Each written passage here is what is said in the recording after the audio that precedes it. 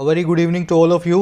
सभी का वेलकम करता हूँ वाईडी योर इंग्लिश ट्यूटर पे। आज के सेशन को शुरू करेंगे क्लास को इस मोटिवेशन क्विज से। 5 क्वेश्चन हैं इसमें।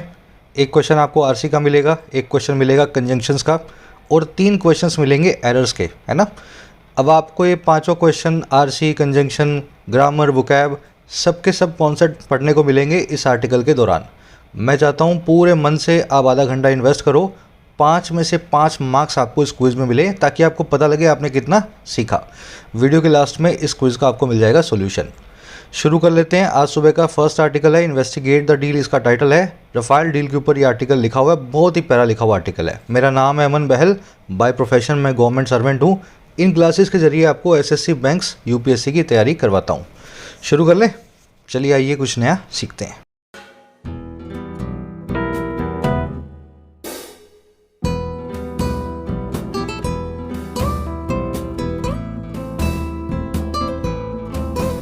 कह रहे इन्वेस्टिगेट द डील। देखिए डील तो आप जानते ही हैं, इन्वेस्टिगेट का मतलब होता है जांच करना, तहकीकात करना, प्रोब करना। कह रहे तहकीकात करो उस डील के अंदर, रफाल डील के अंदर। अब क्यों करनी है, कैसे करनी है, ये इसके टाइटल पैराग्राफ से पता लगेगा। लेकिन उससे पहले अपने आप से सवाल पूछो। इन्वेस्टिगेट के बाद जनरली इनटू लगा होता है ना। इन्वेस्टिगेट इनटू द डील, अगर ऐसा है तो यहाँ पे इन्वेस्टिगेट इनटू क्यों नहीं लिखा हुआ। पहले खुद से पूछो, फिर तो मैं तो आपको बता ही दूंगा, है ना। पहले अपने आप से पूछने की कोशिश करो।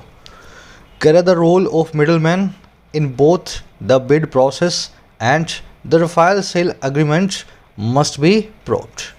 कह रहे जो रोल है ना किसका भाई, मिडल मैन का, बिचौलिए का। मिडल मैन समझते हो ना, जो एजेंट का काम करता है, बीच में से कमीशन खाता है, बिचौलिया बोलते हैं। कह रहे जो बिचौलिए की भूमिका है दोनों ही चीज़ों में। पहली जो बिडिंग की प्रोसेस है, बिडिंग प्रोसेस मतलब जब एक टेंडर निकलता है तो आप अपनी बोली लगाते हो, बिडिंग करते हो, तो बोली लगाने की प्रोसेस में। और दूसरा रफाल सेल के अग्रीमेंट में, फाइनल अग्रीमेंट में। कह रहे इसको प्रोब किया जाना चाहिए, इन्वेस्टिगेट किया जाना चाहिए। प्रोब का मतलब होता है इन्वेस्टिगेट करना, तहकीकात करना। तो रोल को बिचौलिए के दोनों ही जगह तहकीकात किया जाना चाहिए, बिडिंग की प्रोसेस में, बोली की प्रोसेस में और फाइनल अग्रीमेंट में। समझ गए। रोल की वर्ब है must be probed, passive voice में। प्रोब का मतलब इन्वेस्टिगेट करना, मिडल मैन मतलब बिचौलिया। अच्छा ये बोथ है ना, बोथ, इसके साथ में आप एंड देखेंगे। बोथ बताता है 2 चीज़ों को, है ना। पहली चीज़ ये एंड, दूसरी चीज़ ये। उसी तरीके से बिटवीन के साथ में भी एंड आएगा, है ना। इनको बोलते हैं को रिलेटिव कंजंक्शन, हमेशा जोड़े में चलती हैं ये, कपल बन के। अब जब भी इनका आप कपल तोड़ोगे या एग्जामिनर आपसे तुड़वाएगा, वहीं पे आपको एरर को मार्क करना होता है। For example, there were several defence personnel patrolling between the airport to the railway station. बहुत सारे डिफेंस पर्सनल थे, सुरक्षाकर्मी थे जो पेट्रोल कर रहे थे, गश्त लगा रहे थे। अच्छा किसके किसके बीच, एयरपोर्ट से लेकर रेलवे स्टेशन तक। समझ गए ना। तो एयरपोर्ट से स्टेशन का पूरा रास्ता इनकी गश्ती वाला जो था, है ना, पेट्रोलिंग वाला इनका रास्ता था। अब मुझे बताओ ये सेंटेंस देखने में तो बिल्कुल ठीक है, लेकिन क्या टेक्निकली ठीक है क्या? गलत है। बिटवीन के साथ में क्या आता है, एंड आता है। आपको लग रहा है एयरपोर्ट से स्टेशन तक था तो टू लगा देता हूँ, ठीक है आपको लग रहा होगा, लेकिन बिटवीन के हिसाब से टू नहीं, यहाँ पे आना चाहिए and. Between airport and railway station, ऐसे आपका एग्जामिनर आपको घुमाता है। कोरिलेटिव कंजंक्शन डिटेल में हम पढ़ चुके हैं ग्रामर कोर्स के अंदर, जाकर के चला लेना, बेसिक कोर्स है, फ्री ऑफ कॉस्ट है ना। चलो अब आ जाओ इन्वेस्टिगेट पे। भाई साहब ये अगर आपको लगता है ना इन्वेस्टिगेट के बाद इनटू आएगा तो आप नाउन और वर्ब में कन्फ्यूज हो। इन्वेस्टिगेशन एक नाउन है, उसके बाद में इनटू आता है, लेकिन इन्वेस्टिगेट, इन्वेस्टिगेटेड, इन्वेस्टिगेटेड है ना, V1 V2 V3, ये एक वर्ब है। वर्ब के केस में इन्वेस्टिगेट के बाद में you never use a preposition. समझ गए। नाउन लेता है इन्वेस्टिगेशन नाम का, लेकिन इन्वेस्टिगेट नाम की वर्ब कोई प्रेपोजिशन नहीं लेती है। चलिए अब आ जाओ थोड़ा सा और आगे बढ़ते हैं। सारी वोकैब देख लेते हैं इस आर्टिकल की पहले ही, ताकि अपने स्मूथली इसको बाद में पढ़ पाएँ, है ना। उससे पहले मैं ऐड करना चाहूँगा, आप भारत के किसी भी कॉम्पिटिटिव एग्जामिनेशन की तैयारी कर रहे हो तो मॉक टेस्ट के लिए मैं आपको रिफ़र करूँगा टेस्टबुक.com। इसकी खूबी क्या है, इंडिया का लीडिंग ब्रांड है, सबसे बड़ा नाम है मॉक टेस्ट की इंडस्ट्री के अंदर। साथ में इसमें सभी एग्जाम्स का एक सिंगल पैकेज बना हुआ है। आप चाहे एसएससी की तैयारी कर लो, बैंक की कर लो, यूपीएससी की कर लो, स्टेट एग्जाम्स की, तो 400 एग्जाम्स इसमें कवर हो जाते हैं एक ही पैकेज में। 26,000 मॉक टेस्ट हैं। अब ये सभी 400 एग्जाम्स के 26,000 मॉक टेस्ट सिंगल पैकेज में मिलते हैं 399 में 1 साल के लिए, 699 में 3 सालों के लिए। लेकिन इस प्राइस पर डिस्काउंट ले लेना, कोड लगा लेना YD10, जैसे ही कोड लगाओगे 399 वाला 280 में, 699 वाला 490 में आपको मिल जाएगा 30% डिस्काउंट के साथ। लिंक डाल रहा हूँ कमेंट सेक्शन में ऐप का मैं, डिस्काउंट रहते हुए उसका फ़ायदा ज़रूर उठाएं, कोड लगाएं YT10। चलिए वोकैब शीट है, 4 ही वर्ड्स हैं और चारों पुराने हैं। सबसाइड, कैटेगोरिकल, इमरजेंट और ऑफसेट बहुत बार कर चुके हैं। एक काम करो, पहले खुद से सोचो, आपको आता है कि चारों का मीनिंग नहीं आता? अब डिटेल में तो अपने देख ही लेंगे, है ना, कई बार कर चुके इन वर्ड्स को। आ जाओ पहले पे, सब साइड, सब कुछ साइड में। इसका मतलब क्या है? किसी चीज़ की इंटेंसिटी धीमे धीमे कम होना, और कैसे? बिल्कुल ख़त्म ही हो जाना, सब साइड हो जाना। देखो पहले तो सब कुछ उफान पे था, फिर धीमे धीमे सब चीज़ें साइड पे होने लगी, सब चीज़ें धीमे धीमे खिसकने लगी, ख़त्म होने लगी। मैं आपको एग्जांपल देता हूँ। The actor's popularity started to subside after his arrest. तो ये एक्टर था, उसकी गिरफ्तारी के बाद, एप्रीहेंशन के बाद उसकी सारी पॉपुलैरिटी धीरे धीरे ख़त्म होने लगी, सबसाइड होने लगी। समझ गए ना? सब कुछ साइड में, सब कुछ धीमे धीमे ख़त्म हो रहा है। इसको वेन बोलते हैं, इसको डाई डाउन बोलते हैं, इसको पीटर आउट बोलते हैं, इसको टेपर अप बोलते हैं। डाई डाउन, डाई डाउन को आज आप आर्टिकल में देखोगे। समझ गए? सब साइड का सिनोनिम है। एक वर्ड अपने पास कैटेगोरिकल, अच्छे से समझाया हुआ मैंने आपको। हर सवाल की 2 ही कैटेगरी होती है जवाब की, किसी भी सवाल के, हाँ या ना, क्लियर कट। अगर क्लियर कट जवाब देना हो तो हाँ या ना, है ना। तो कैटेगोरिकल का मतलब होता है क्लियर कट, जिसकी 2 ही कैटेगरी हो, clear cut, categorical. The people of the nation have shown their categorical support to the elected government. चुनी हुई सरकार के लिए, इलेक्टेड गवर्नमेंट के लिए देशवासियों ने, पीपल ऑफ द नेशन ने अपना क्लियर कट सपोर्ट दिखाया है। समझ गए? कैटेगोरिकल। अब कैटेगोरिकल का एक सिनोनिम है अनइक्विवोकल, बिल्कुल साफ साफ अनइक्विवोकल। इसको आर्टिकल में आज आप देखोगे, है ना, जो है पढ़ते हुए। एक वर्ड और है अपने पास, पुराना ही है, इमरजेंट। 2 मीनिंग होते हैं इसके। एक ऐसी चीज़ जो इमर्ज कर रही हो, और एक ऐसी चीज़ जो इमरजेंसी वाली हो। इमर्ज कर रही हो मतलब अपीयर हो रही हो, अपीयरिंग। इमरजेंसी वाली हो मतलब अर्जेंट। दोनों ही वर्ड इमरजेंट नाम का वर्ड रखता है। कोई इमरजेंसी आ गई, वो भी इमरजेंट काम है, और कोई चीज़ उभर करके आ रही है आपके सामने, अपीयर हो रही है, वो भी इमरजेंट है। तो ये 2 सेंटेंस हमने बनाए हुए हैं। India is believe to be an emergent global force. India मानी जाती है एक उभरती हुई वैश्विक ताकत। और the patient needed an emergent surgery. Patient को ज़रूरत थी एक इमरजेंसी सर्जरी की। अब ये इमरजेंट का सिनोनिम है इमर्जिंग। अपीयरिंग बताया ना, अपीयरिंग, इमर्जिंग। इमर्जिंग को आर्टिकल में आज आप देखोगे। एक वर्ड है अपने पास ऑफसेट। इसका मतलब होता है काउंटर बैलेंस करना, भरपाई करना। Your virtues can not offset your vices. आपकी अच्छाइयाँ आपकी बुराइयों की भरपाई नहीं कर सकती हैं। कंपेंसेट फॉर नहीं कर सकती हैं, मेकअप फॉर नहीं कर सकती हैं। समझ गए ना? तो ऑफसेट नाम के वर्ड को, जिसका मतलब होता है भरपाई करना, काउंटर बैलेंस करना, उसको आज आप आर्टिकल में देखोगे। 4 ही वर्ड्स हैं, बहुत बार कर चुके हैं, दिमाग में बैठ जाएंगे अगर आप रिवीजन रेगुलरली करते हो। चलिए समरी टाइम, किस बारे में लिखा हुआ हमें पता लगे। रफ़ाएल डील के बारे में आप जानते हो। रफ़ाएल अल्ट्रा मॉडर्न एयरक्राफ्ट हैं जो फ्रांस से इंडिया ने खरीदे हैं। बहुत ही काम आते हैं इंडिया को, हमारी एयरफोर्स को स्ट्रेंथन करने में।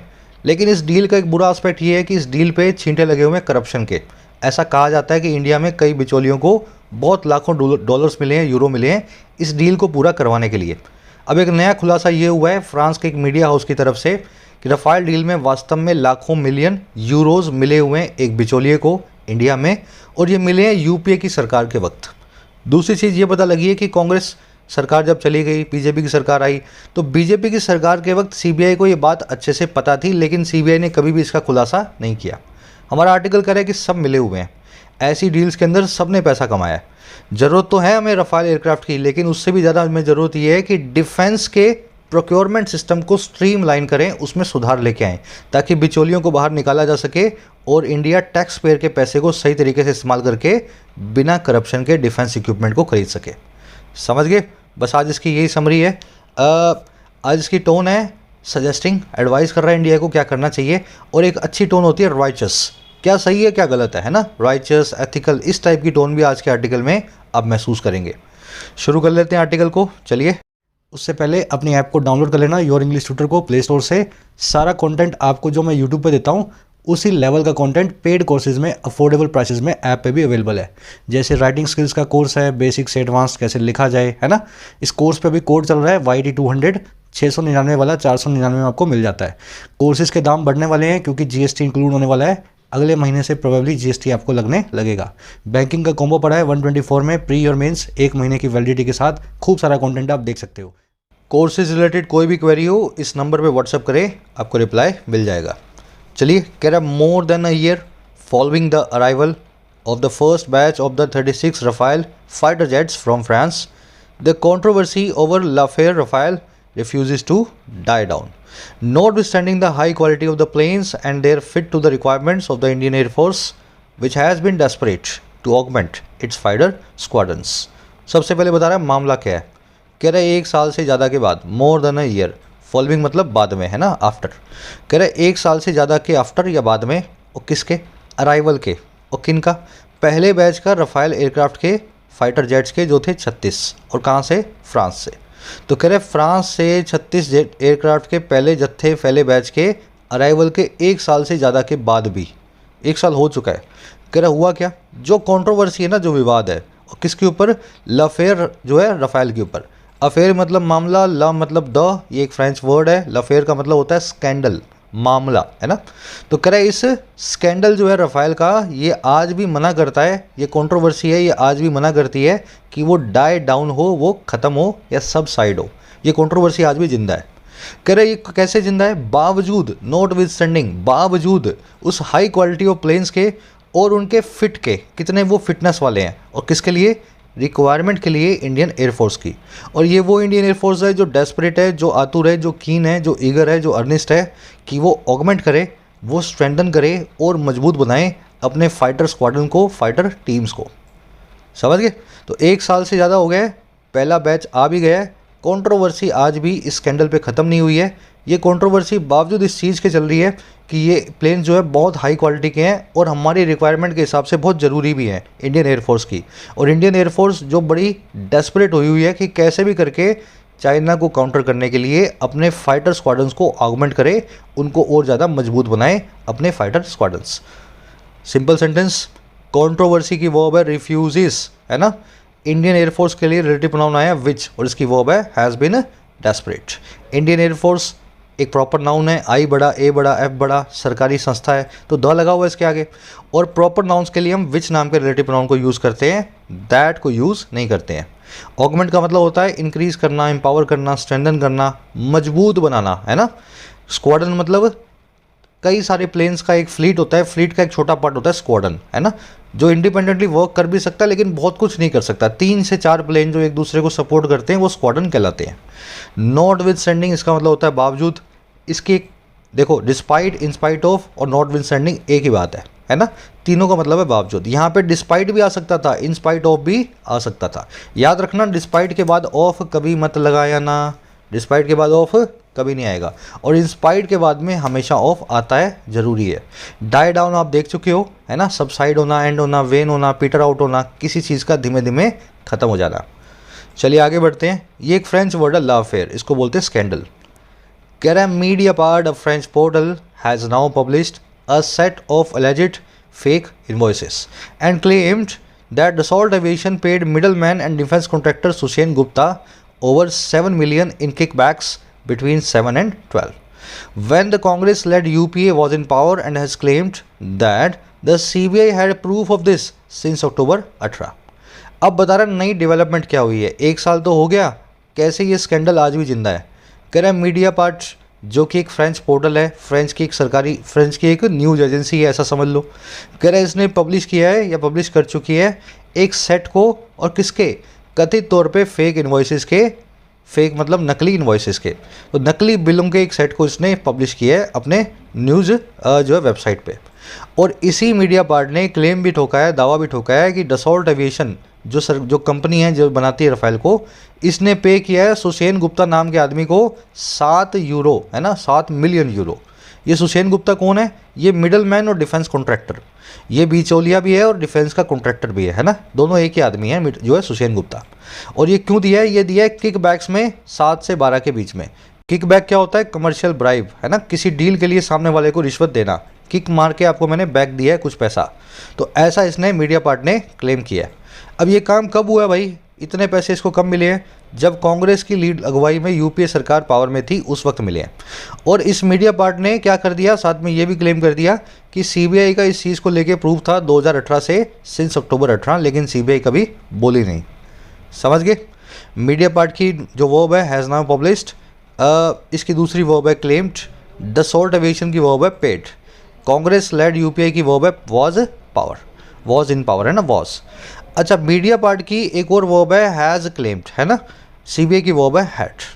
अब इसमें देखने वाली चीज़ें आ जाओ, सिंस तब लगाते हैं जब पॉइंट ऑफ टाइम दिया हो, जब किसी चीज़ की जहाँ से शुरुआत हो रही है वो शुरुआती वक्त आपको दे दिया गया है। जैसे अक्टूबर 2018 से सीबीआई को पता था, तो शुरुआती वक्त जैसे आपको मिल जाए आप वहाँ पे सिंस को यूज़ करें, ड्यूरेशन मिल जाए तो फॉर को यूज़ करें। एक फ्रॉम भी आता है, वो आप जानते हो, तो तब बताया जाता है जब फ्यूचर का शुरुआती वक्त आपको मिले, है ना, कल से ऐसा होने वाला है तो this will happen from tomorrow. अच्छा, एक और कॉन्सेप्ट करेंगे बहुत ही अच्छा। अपने बस 3 कॉन्सेप्ट को मैं एक साथ लेकर के चल रहा हूँ, है ना, मिलते जुलते हैं, इसलिए एक साथ पढ़ोगे तो दिमाग में बैठ जाएंगे। पहला है द पे, दूसरा है ए एन पे, तीसरा है पजेसिव पे। कैसे करना है? The manager and CEO has या हैव रिजाइंड, ये आपने सुना होगा बहुत बार। सिंपल सा तरीका होता है इसका, आपको यहाँ पे पता करना होता है मैनेजर और सीईओ एक आदमी है, 2 आदमी है। अगर वो 2 आदमी है तो हैव रिजाइंड, अगर वो एक ही आदमी है तो हैज़ रिजाइंड। और ये पता कैसे लगेगा? द के जरिए। अगर दोनों के आगे द लगा हुआ है अलग अलग तो ये 2 आदमी है, अगर द नहीं लगा हुआ तो वो एक ही आदमी है। कभी कभी क्या होता है, नाम ही लिख देते हैं, जैसे नाम यहाँ पे लिख दिया इसने, बंदे का नाम यहाँ लिखा है ना, सुसेन गुप्ता, तो नाम लिखने से तो पता लग गया आपको ये दोनों एक ही आदमी है ना। इस केस में द का कोई चक्कर नहीं है। अगर नाम ना लिखा हो तब आपको इस फॉर्मूला को यूज़ करके बताना है एक है या 2 है। तो मैनेजर और सीईओ, द लगा सिर्फ मैनेजर के आगे, सीईओ के आगे नहीं लगा हुआ, तो मतलब ये एक ही आदमी है, हैज़ रिजाइंड। और the manager and the CEO, the दोनों के आगे लगा हुआ है, अलग अलग लगा हुआ है, तो मतलब ये 2 आदमी है, हैव रिजाइंड। क्लियर हो गया इतना? अगर एक आदमी होंगे तो द पहले वाले के आगे आएगा, दूसरे वाले के नहीं आएगा, है ना। मैनेजर एंड द सीईओ ऐसा नहीं लिखा होगा। चलो अब नेक्स्ट वाला देखो, Ajay and Kajol's latest movie is या आर अ सुपर हिट। यहाँ पे आपको पकड़ना होता है पजेसिव। आपको ये बताना है कि ये मूवी जो है दोनों की अलग अलग है या दोनों एक ही साथ है। पजेशन कैसा है, इस मूवी पे एक ही है अलग अलग है। अजय और काजोल एक ही मूवी में एक साथ काम कर रहे थे, वो वाली मूवी हिट है, या फिर अजय की मूवी अलग हिट हुई और काजोल की मूवी अलग हिट हुई, 2 मूवीज़ की बात हो रही है। कैसे पता लगेगा? आपको देखना है पजेशन कितनों पे लगा हुआ है। अगर दोनों में से एक पे पजेशन है तो दोनों की एक ही मूवी है।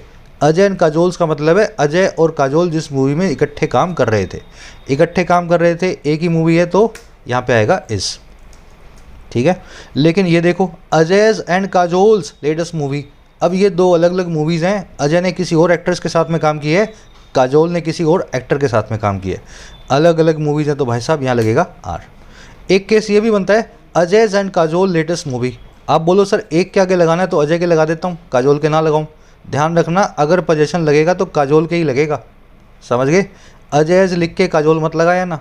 सिंगल पोजीशन दिखाना है तो बाद वाले के आगे दिखाते हो, ना कि पहले वाले को। इस पूरे को एक सिंगल यूनिट मान लो और इसके आगे पजेसिव लगा दो, है ना। तो अजयज एंड काजोल ये गलत है, it is not correct, not correct, not correct. ठीक है, चलो अब एक लास्ट और है। ए और एन आर्टिकल भी इसी फॉर्मूला को बताते हैं जो आप पजेसिव और द से देख रहे हो। कैसे बताएंगे भाई साहब? अ black and white shirt of mine is missing या आर मिसिंग। मेरी एक काली और सफ़ेद शर्ट मिसिंग है।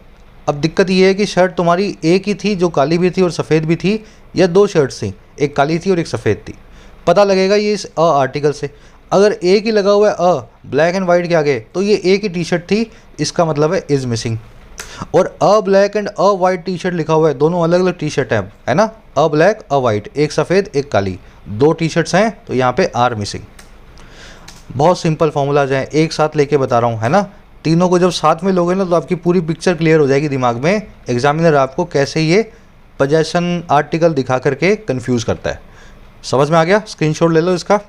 चलो लॉजिक से पढ़ो हर चीज़, बहुत आसान है। आगे आ जाओ।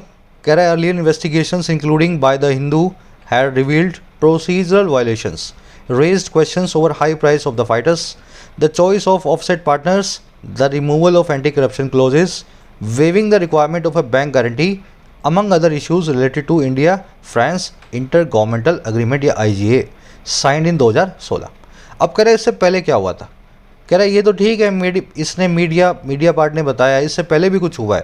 कह रहा है इससे पहले की जो पुरानी इन्वेस्टिगेशन थी ना, जिसमें शामिल है द हिंदू की इन्वेस्टिगेशन भी, कह रहा है इन्होंने रिवील किया है, इन्होंने बताया है, खुलासा किया है प्रोसीजरल वायलेशंस को। प्रोसीजर मतलब रिलेटेड टू प्रोसीजर, वायलेशन मतलब उल्लंघन। इस डील को करते हुए प्रोसीजर के अंदर कई सारे गड़बड़ झाले हमें मिले इन्वेस्टिगेशंस के अंदर, प्रोसीजर वायलेशंस। तो एक काम तो उन्होंने ये किया कि इस रिवील किया है इस वायलेशंस को, और उठाया है सवालों को, रेज़ किया है क्वेश्चंस को कई चीज़ों पे। अब वो पहली चीज़ क्या है? पहली चीज़ है हाई प्राइस फाइटर जेट्स का।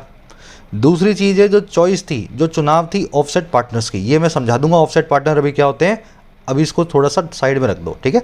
तो सवाल उठाए हैं हाई प्राइस पे, ऑफसेट पार्टनर्स के चुनाव पे, और तीसरा सवाल उठाया गया है हटा देने पे, रिमूव कर देने पे एंटी करप्शन क्लोज को। इस डील में लिखा हुआ है करप्शन का कोई भी क्लोज नहीं होगा। और चौथा काम जो सवाल उठाया है वो है वेव कर देने पे, माफ़ कर देने पे जो रिक्वायरमेंट है एक बैंक गारंटी की। और कह रहा है ये सारे मामले जो है ना जिन पे सवाल उठे हैं, ये कई दूसरे इश्यूज़ के अमंग है, और भी कई इश्यूज़ हैं, उन्हीं में से हम 4 आपको बता रहे हैं सवाल, है ना।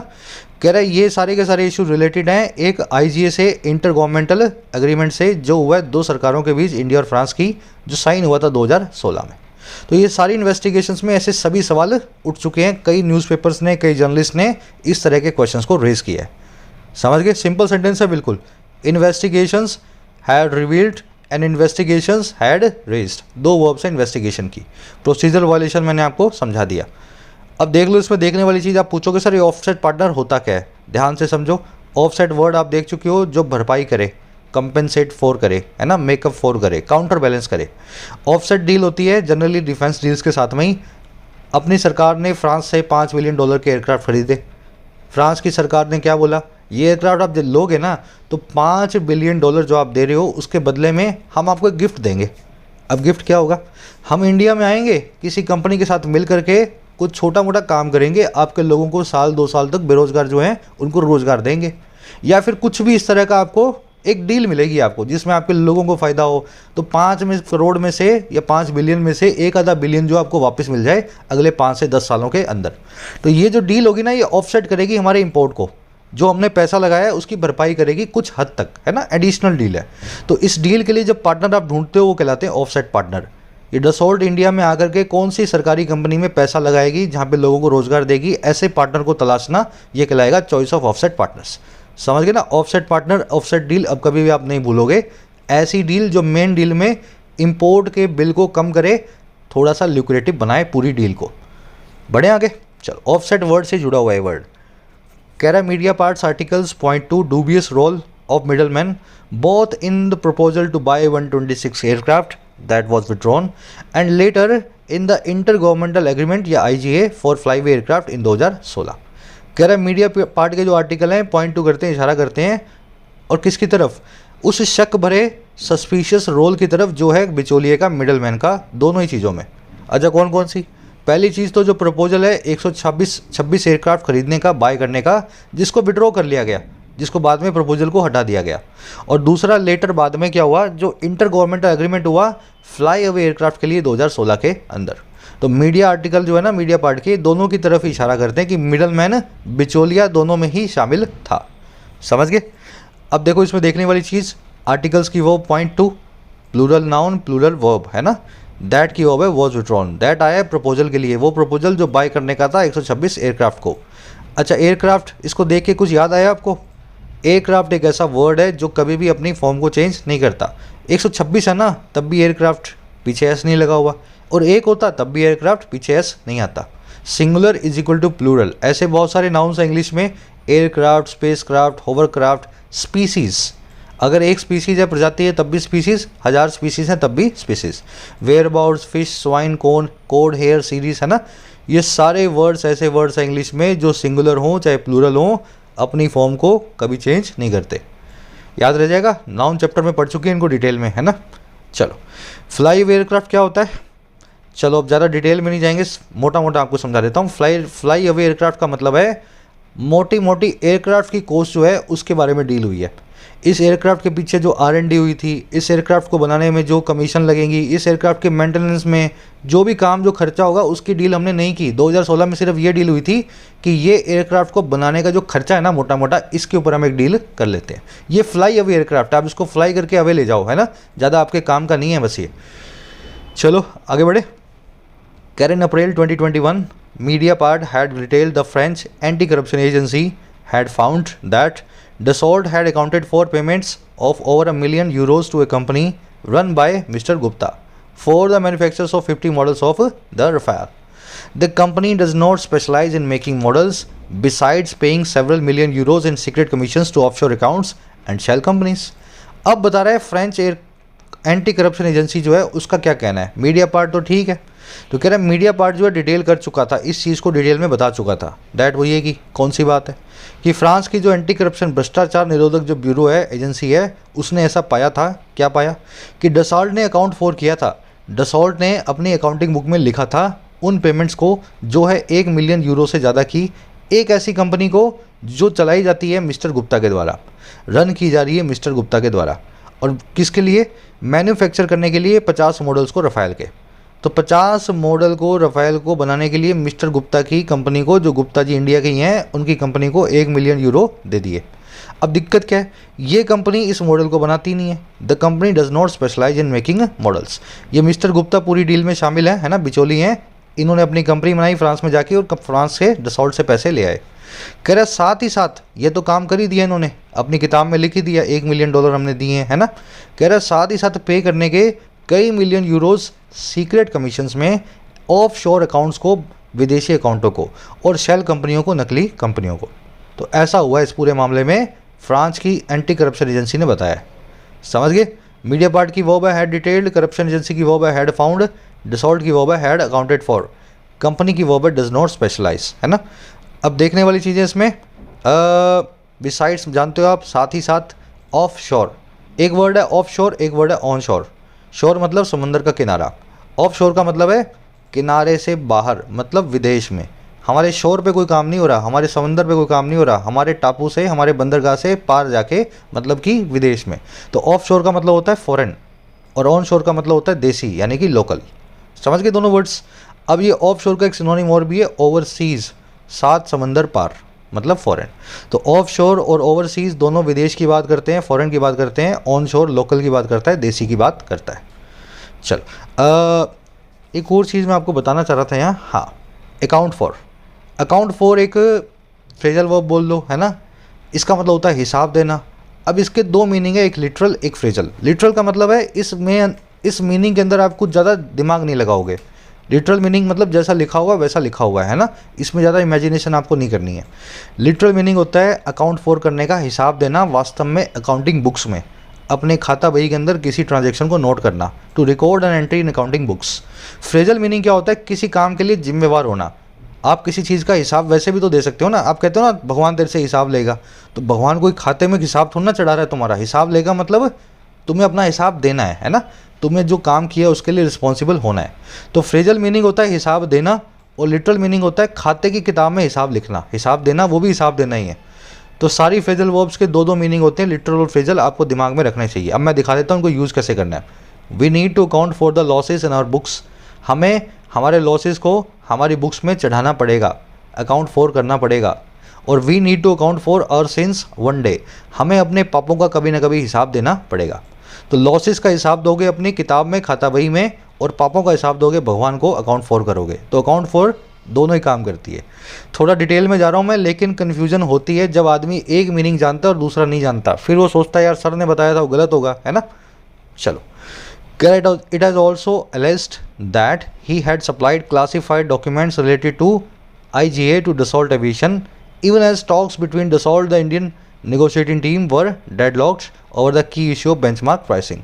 कह रहा है इसने ये भी एलेज किया है, ये भी आरोप लगाया है इसी कंपनी ने कि इस आदमी ने, इस गुप्ता ने सप्लाई किया था क्लासीफाइड डॉक्यूमेंट्स को, सीक्रेट डॉक्यूमेंट्स को, जो रिलेटेड थे IGA से, इंटर गवर्नमेंटल एग्रीमेंट से। और किसको जो सप्लाई किया, रफ़ाएल वाली कंपनी को, डसॉल्ट एविएशन को। और ये काम कब हुआ, वहीं उसी वक्त दूसरी तरफ जब टॉक्स जो थी, इवन एज जो टॉक्स थी इन दोनों के बीच में, भारत सरकार और डसॉल्ट की नेगोशिएटिंग टीम के बीच में। कह रहे ये डेडलॉक थी, ये अड़ी हुई थी, ये फंसी हुई थी इस बहुत ही महत्वपूर्ण मुद्दे पे कि इशू पे जो था बेंचमार्क प्राइसिंग का, बेसिक प्राइसिंग का। तो बेसिक प्राइसिंग क्या होगी इस एयरक्राफ्ट की, उसके ऊपर आप कौन कौन से मॉडिफिकेशन करवाओगे, वो सब बात की बातें हैं। तो बेंचमार्क प्राइसिंग पे ही दोनों चीज़ें उलझी हुई थी सारे मामले, और इसी बीच इसने सारे डॉक्यूमेंट्स को उसको दे दिया डसॉल्ट को, है ना, इस बंदे ने, मिस्टर गुप्ता ने। चलो, इट की वोबा हैड ऑल्सो अलेज्ड, ही की वोबा हैड सप्लाइड। क्लासीफाइड मतलब सीक्रेट, है ना। टॉक्स की वोबा वर, इवन एज, बहुत लोगों को कन्फ्यूजन है इस पर, बहुत आसान है ये। इवन मतलब यहाँ तक कि, एज मतलब वहीं जब, इसको आप ऐसा समझ सकते हो, वहीं जब दूसरी वक्त ये काम हो रहा था तब ये काम भी हो रहा था। इवन मतलब यहाँ तक कि, ये बताता है कॉन्ट्रास्ट को, और एज का मतलब वहीं जब, है ना। तो यहाँ तक कि जब, इसको हिंदी में बोल सकते हैं। अब मैं आपको यूज़ करके दिखाता हूँ। The teacher was unable to understand the question even as the student explained it several times. Teacher साहब अनेबल थे अंडरस्टैंड करने को क्वेश्चन को, यहाँ तक कि जब स्टूडेंट ने उसको एक्सप्लेन किया कई दफ़ा। तो स्टूडेंट चिल्ला चिल्ला के मर गया, समझा समझा के, पर टीचर के समझ में नहीं आया सवाल क्या था। समझ गए मेरी बात को। इवन एज, कॉन्ट्रास्ट बता रहा है इवन, और एज बता रहा है साइमल्टेनियस एक्शन को ऑन द अदर हैंड्स। याद रहेगा हमेशा। Even as a young child Einstein could understand calculus, यहाँ तक कि जब वो एक बच्चा था आइंस्टीन कैलकुलस को बड़े अच्छे से समझ सकता था।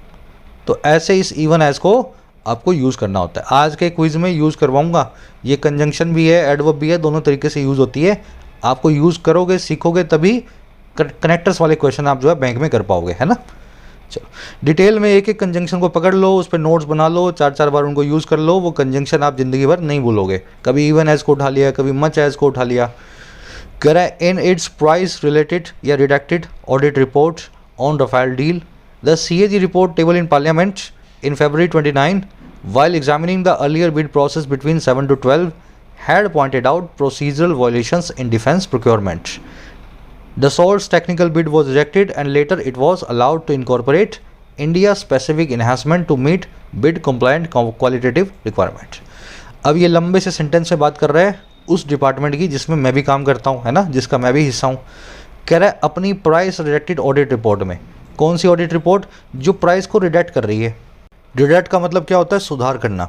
तो अपनी एक ऐसी ऑडिट रिपोर्ट में जो सुधरी हुई थी, जिसमें प्राइस को रिडेक्ट किया गया, इन्फ्लेशन को ध्यान में रख करके 10 सालों बाद नया प्राइस कैलकुलेट किया गया।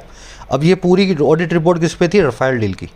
कह रहा है ऐसी एक ऑडिट रिपोर्ट के अंदर, है ना, हुआ क्या है, जो CAG की जो रिपोर्ट है उसने टेबल जो हुई थी पार्लियामेंट में, जो पार्लियामेंट में रखी गई थी टेबल पे फरवरी 2019 में, और कब, कह रहा है जब एग्जामिन कर रहे थे अर्लियर बिड प्रोसेस को, पुरानी वाली बोली की प्रोसेस को 7 से 12 के बीच में। कह रहा है इस रिपोर्ट ने पॉइंट आउट किया था, इस चीज़ को एग्जामिन करते हुए इसने इशारा किया था प्रोसीजरल वायलेशंस के ऊपर, प्रोसीजर में कई धांधलियों के ऊपर, और किस में, डिफेंस प्रोक्योरमेंट में, रक्षा में हुई खरीदियों के लिए, है ना। रक्षा जो है, डिफेंस अपना जो है डोमेन है, उसमें जो खरीदियाँ जो होती हैं, प्रोक्योरमेंट होती हैं। अब देखो कई सारी प्रोसीजर वायलेशन क्या बताई थी CAG ने अपनी रिपोर्ट में। पहली चीज़, ये हाइफन लगा के बता रहा है आपको, है ना, कि जो डसॉल्ट है ना, इसकी टेक्निकल बिड को रिजेक्ट किया गया था, और कह रहा है बाद में इसको अलाउ कर दिया गया था कि ये अपनी टेक्निकल बिड को पास कर ले, और कैसे, इनकॉर्पोरेट करके, शामिल करके इंडिया के हिसाब की जो इन्हांसमेंट है उनको, ताकि वो मीट करे, ताकि वो पूरा करे बिड कंप्लाइंट क्वालिटेटिव रिक्वायरमेंट्स को। ऐसी क्वालिटेटिव रिक्वायरमेंट, ऐसी गुणवत्ता से जुड़ी रिक्वायरमेंट जो बिड के लिए कंप्लाइंट हो, जो कि टेंडर के लिए बिल्कुल सही हो। तो पहले क्या हुआ, इस कंपनी को रिजेक्ट कर दिया भारत सरकार ने। बाद में क्या बोला, इस कंपनी को बैकडोर से बताया कि तुम ये करके लाओ, अगर तुम ये करोगे ना तो हमारी रिक्वायरमेंट को तुम पूरा कर दोगे। फिर बाद में ये कंपनी फिर से आई और इसको इंडिया स्पेसिफिक रिक्वायरमेंट जो एनहांसमेंट करके लाई थी ना, उसको आंख मूंद करके इन्होंने मान भी लिया और कैसे भी करके इसको टेंडर दे दिया।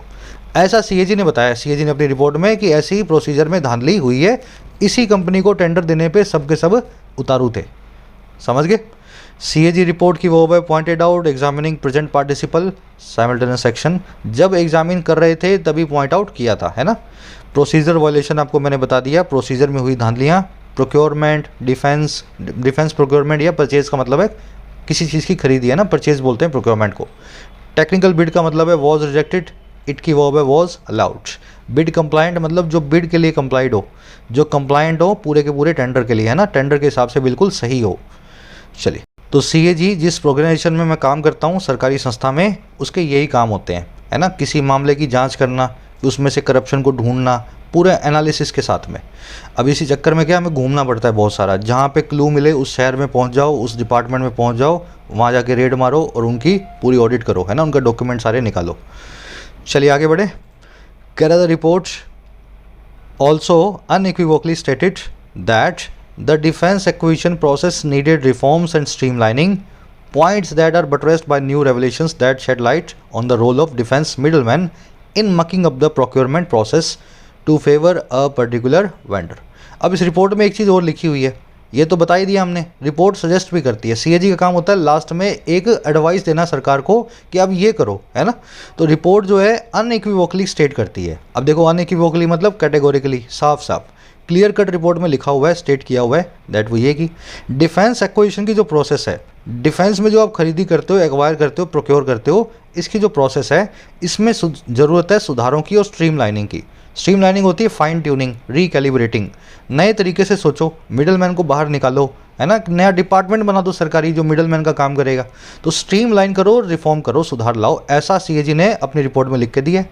कह रहे ये वही पॉइंट्स हैं जो बट्रेस किए गए हैं, जो सपोर्ट किए गए हैं, जो कॉर्पोरेट किए गए हैं, किसके द्वारा, नई रेवलेशंस के द्वारा, नई नई डेवलपमेंट्स के द्वारा, जो शेड करती है लाइट को, जो रोशनी डालती है उस रोल पे जो है डिफेंस मिडलमैन का, जो डिफेंस में बिचौलियों का है, और किस में, मक अप करने में, कीचड़ फेंकने में, डिस्ट्रॉय करने में, ख़राब करने में, पूरी की पूरी रिक्रूटमेंट प्रोसेस को, प्रोक्योरमेंट की प्रोसेस को, ताकि वो फेवर कर पाएँ एक पर्टिकुलर वेंडर को।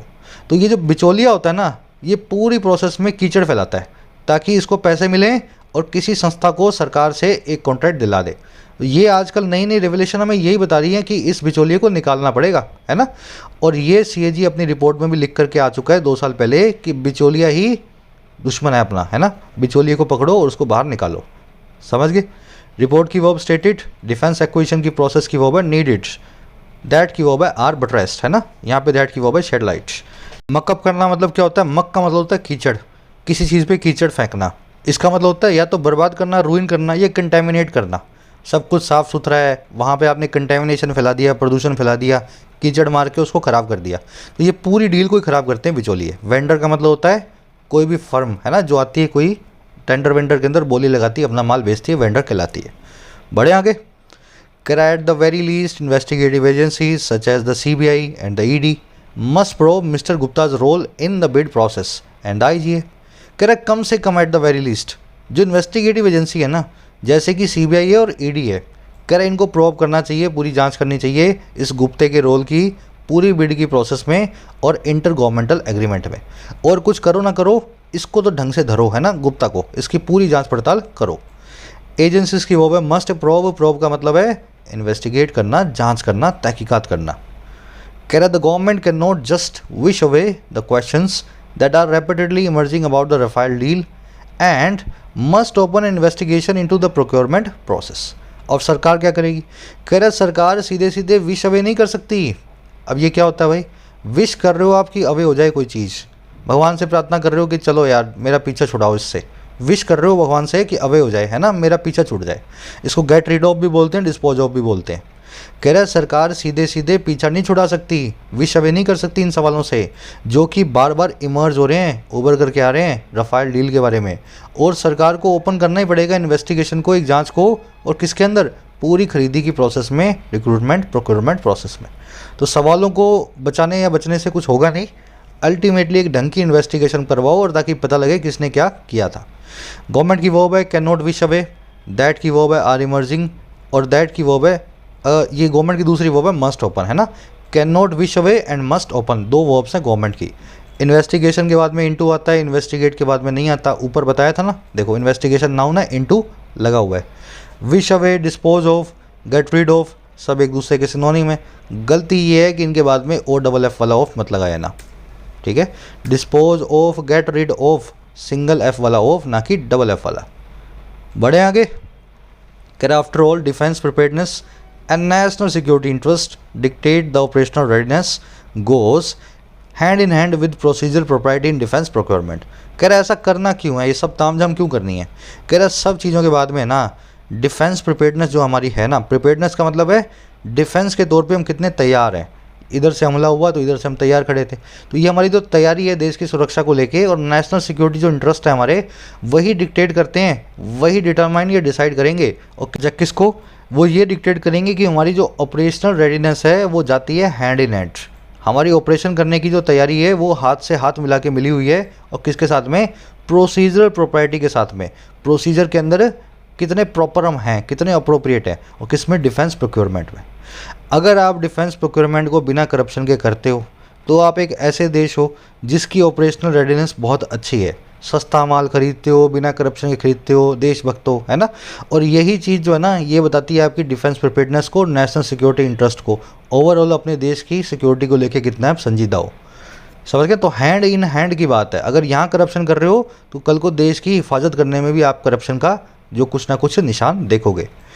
चलिए, इन दोनों की वर्ब होगी डिक्टेट। डिक्टेट का मतलब है डिसाइड करना, डिटरमिन करना। रेडीनेस की वर्ब है गोस। प्रोप्राइटी मतलब अप्रोप्रिएटनेस, कौन सी चीज़ कितनी सही है, प्रॉपर है। आर्टिकल मुझे तो सिंपल लगा, थोड़े बहुत सेंटेंस आए थे, लंबे थे, लेकिन ओवरऑल आर्टिकल में कुछ ज़्यादा आपको देखने को मिला नहीं होगा, है ना। कोशिश मैंने यही की है कि जितना हो सके अपने दूसरे एस्पेक्ट्स को कवर करें, ग्रामर और वोकैब के। ये आपका आज का क्विज़ है।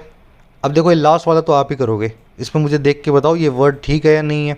फिर आप दूसरा चीज़ मुझे देख के बताओ कि डायरेक्टर और चीफ साइंटिस्ट एक आदमी है, दो आदमी है, तो इनको वर्ब कैसी दी जाए वो भी आपको चेक करना है। और तीसरा आपको बताना है